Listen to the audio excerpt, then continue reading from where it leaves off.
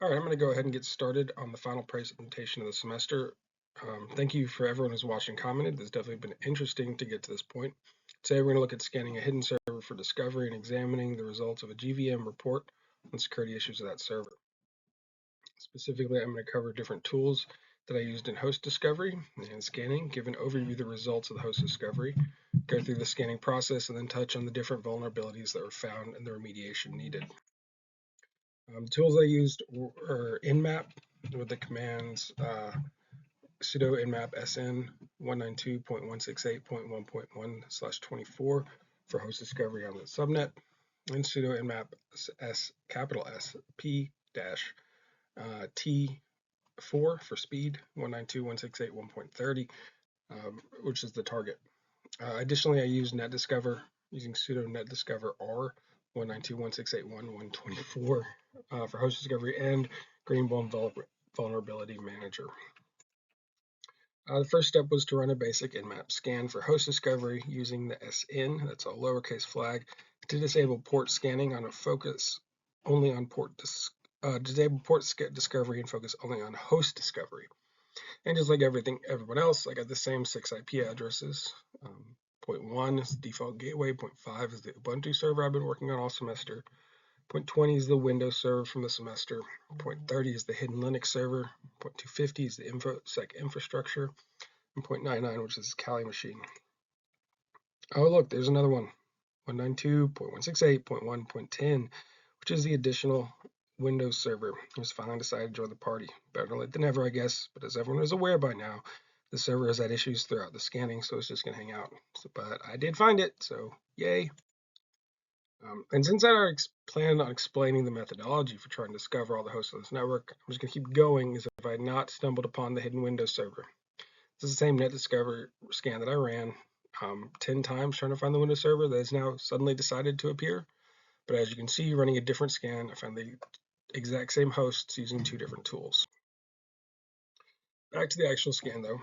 Having found the Linux server, I did a more in-depth scan to find any open ports, and honestly, the first time I ran the scan, it made my brain hurt. Even knowing there was essentially a honeypot and test server, but honestly, this is kind of what I expect to find on most individual home users' computers. I have to give a little trust that it may be with so many people using Windows as their PC of choice.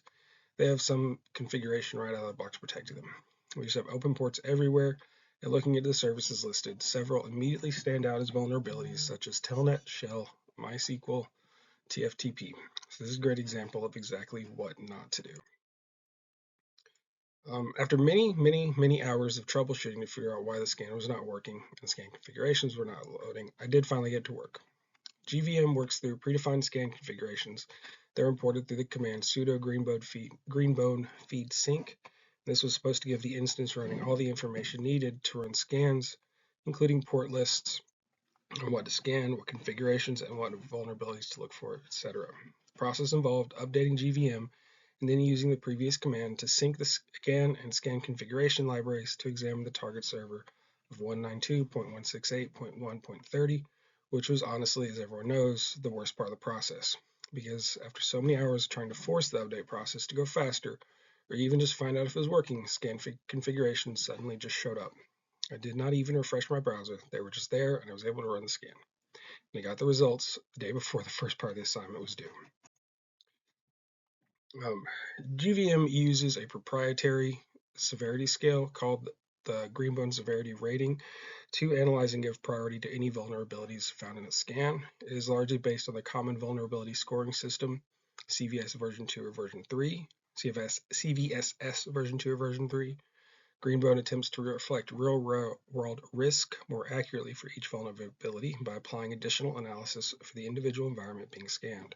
The initial step following scanning is comparison of the CVSS score for each vulnerability and then adjusting against the system environment factors, including the availability of public exploits, if the specific vulnerability has been actively exploited in the wild, weaponization, and if there are available mitigations or patches for that vulnerability. Individual vulnerabilities can lead to remote code execution or contain known backdoors, are typically weighed heavier on the list, and vulnerabilities that contain information such as expired certificates or deprecated HTTP methods are usually lower on the list unless they contribute to a more in-depth exploit chain. The GSR uses the same 0.0 to 10.0 scale as CVSS, with distinct categories being broken down as followed. 0.0, no risk; 0.1 to 3.9, low risk; 4.0 to 6.9, medium risk; 7.0 to 8.9, high risk; and 9.0 to 10 is a critical risk. The granular breakdown of risk combined with comparison of system environment provides a more in-depth analysis than CVSS by focusing on threat-aware prioritization, which can allow for better awareness of weaknesses in security posture. As an example, in the CVSS ranking, a vulnerability might be ranked as medium, but GSR may rank it as critical if there's a history of active exploitation of public available exploits for that vulnerability. During the vulnerability scan on the host at 192.168.1.30, which is running an outdated Linux 2.6.x kernel, identified a total of 15 high-severity vulnerabilities. These findings cover critical issues, affected ports, and severity levels. A detailed breakdown of each vulnerability is found in my full Greenbone vulnerability report. One of the most significant issues was a cross-site XSS and command execution vulnerability in TWiki running on port 80. Because TWiki lacks proper input sanitization, it is susceptible to script injection, opening the door for cross-site scripting attacks or even remote code execution. The operating system itself is also flagged as end of life. Since Linux 2.6.x no longer receives security updates, every service using TCP/IP is at risk due to lack of ongoing patching or support. I also discovered a potential backdoor on port 1524 associated with Ingress lock, which could provide persistent root-level access without authentication.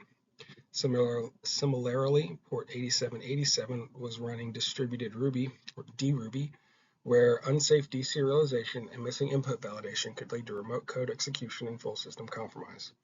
Other high severities include GhostCat on port 8009, impacting Apache Tomcat's AJP connector and enabling unauthorized access; a backdoored VSFTPD service on port 6221, which can be exploited using a malicious login to open a root shell; outdated PHP versions on port 80 containing vulnerabilities to allow remote code execution, denial of service, and security bypasses.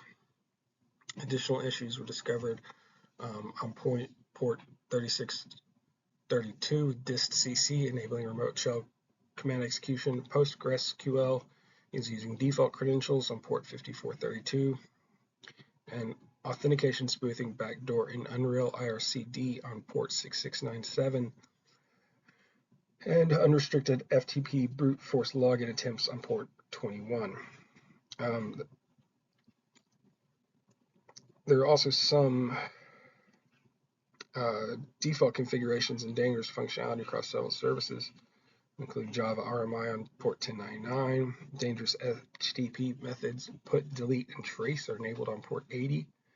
And these vulnerabilities collectively highlight serious risks, including remote code execution, backdoor access, and insecure authentication mechanisms, all of which significantly compromise the integrity and security of the system. Unlike the high severity vulnerabilities, most of the medium severity issues deal with outdated libraries and poor encryption standards. There were 28 of them, which is maybe not the worst, but combined with the high severity issues is a lot. The entire host by design is meant to be weak, nothing is meant to be secure, and every aspect of it is meant to test the user, us, on how accurately we can find and report the issues. In the respective time, I'm going to focus on the top 7. First, we found a cross-site request forgery vulnerability in TWiki on port 80. Due to inadequate validation of HTTP requests, attackers could trick authenticated users into performing unauthorized actions through crafted web pages or malicious links. Anonymous FTP login was enabled on port 21, allowing unauthenticated users to access the FTP server without credentials. The server is running an outdated version of TWiki, vulnerable to cross-site scripting, where attackers could inject malicious scripts into the site, leading to session hijacking, credential theft, and unauthorized user actions. Similarly, we detected an outdated jQuery library on port 80, which is also vulnerable to XSS attacks. A critical remote code execution vulnerability in Samba was detected on port 445, and this allows attackers to send specially crafted MSRPC requests and contain shell commands, enabling full remote access. As I mentioned, with SSL TLS cipher suites are weak, identified on port 5432. The server is using 64-bit encryption, which is easily broken and makes encrypted data vulnerable to interception. Finally, discovered deprecated SSL protocols, also active on port 5432.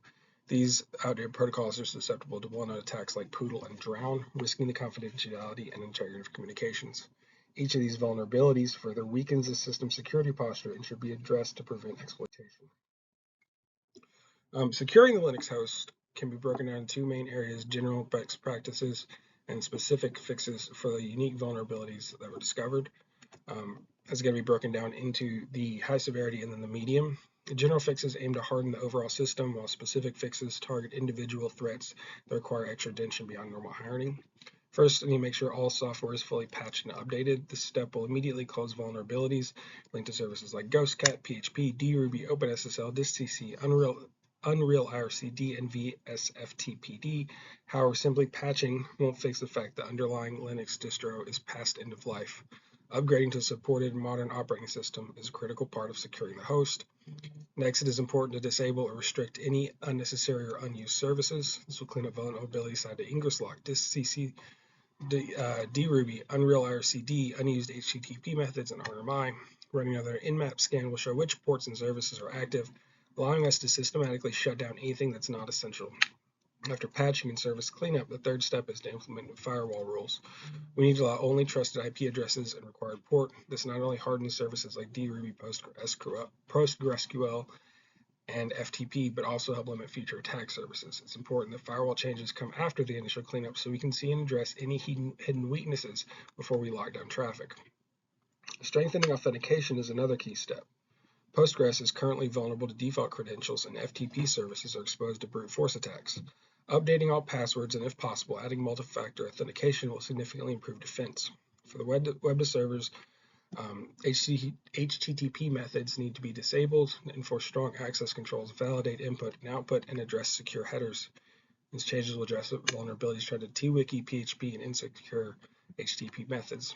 Finally, SSL and TLS must be properly configured and enforced. All plaintext protocols, like basic FTP, should be replaced with secure alternatives like FTPS or SFTP. This transition will close gaps related to OpenSSL CCS attacks and unsecure FTP logins. Based on the vulnerabilities reported, this system is totally compromised. It's not safe at all. Services and applications are outdated and broken. Encryption standards are so old they might as well be non-existent.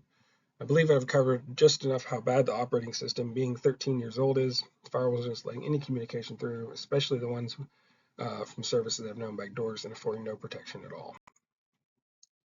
So in conclusion, both to the presentation and the course, I just want to review real fast on this. Initially, we discovered the host through the use of Nmap and NetDiscover before running the GVM scan on the targeted system. And after a very long process to finally get the scan results, I found dozens of issues that led to the conclusion that this system is in very bad shape. But there are remediation strategies that can be used to strengthen existing hardware and possibly turn it into a serviceable server. I do want to touch quickly on long-term maintenance of the server. After it has been secured, then auditing and logging will need to be implemented and ensure that it stays safe and protects the information on it. Thank you very much. This is Ancient Prepper. Here are my references. Okay, bye.